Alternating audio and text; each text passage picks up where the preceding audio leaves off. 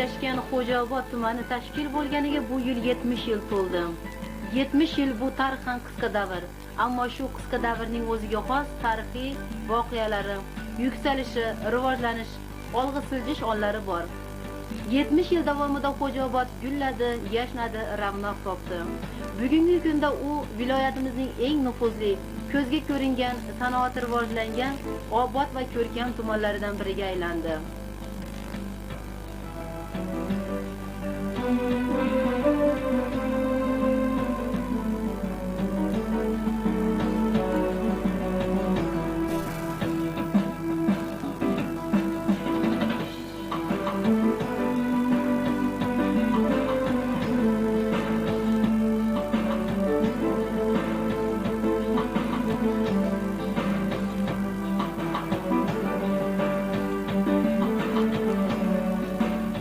Xo'jaobod qadimiy voha, O'rta Osiyodagi tosh asri yodgorliklari va ularning madaniy qatlamlaridan topilgan ashyoviy dalillar bu o'lkada odamlar juda qadim zamonlardan buyon yashayotganligidan guvohlik beradi.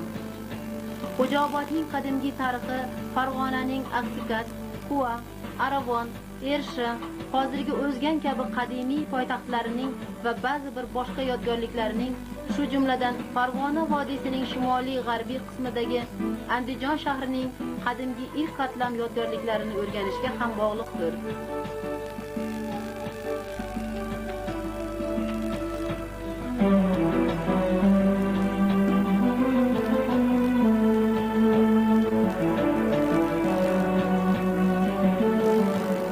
Shukr, vatan erkindir, hosil har muddaosi, o'zgacha bu olamda Xo'jaobodning jilosi. Bobur Mirzo qadami tekkan qutlug' maskan bu, tutash bog'u Bobirga shunda tarix nidosi. Bu yurt madhini yozib, to'xtash Ashurbek ustoz, bitkazolmadi afsus, ne tong yetib qazosi. Chilistun tog'lariga hasratdosh tosh ota bor, ming bir dardga malhamdir dilkshodin havosi.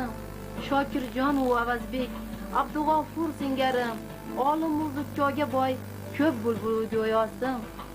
Xolbek mozordan tortib 70 mergangacha to, yoti yo'q bir-biriga tutash zarra giyosi.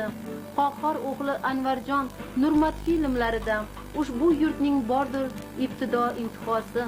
Haq u rasuldan umid aylab ne'mat orif ham, kuylar el u yurtini shudur dardin davosi. Shukr, vatan erkinu, yechilib jumboqlari, beqiyosdir olamda Xo'jaobodning jilosi.